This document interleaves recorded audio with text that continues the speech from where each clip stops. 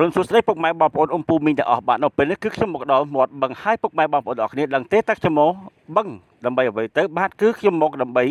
មើលមងរបស់ខ្ញុំដើម្បីដាក់ដោះត្រីយកទៅធ្វើម្ហូបពុកម៉ែបងប្អូនណាព្រោះអីមងខ្ញុំ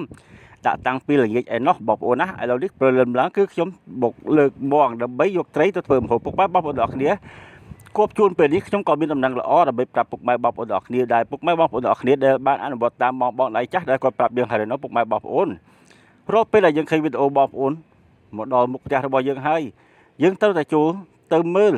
វីដេអូគាត់ឲ្យបានដល់ចប់រួចហើយយើងឲ្យមេដៃគាត់មួយទៅយើងចូលខមមិនពាក្យល្អៗជាមួយគាត់ពុកម៉ែបងប្អូនណាមិនយូរមិនឆាប់ទេគាត់នឹងមកដល់ផ្ទះយើងវិញហើយគាត់ក៏ធ្វើដូចជាយើងធ្វើជាមួយគាត់អញ្ចឹងពុកម៉ែបងប្អូនណាគឺបានផលពិត100%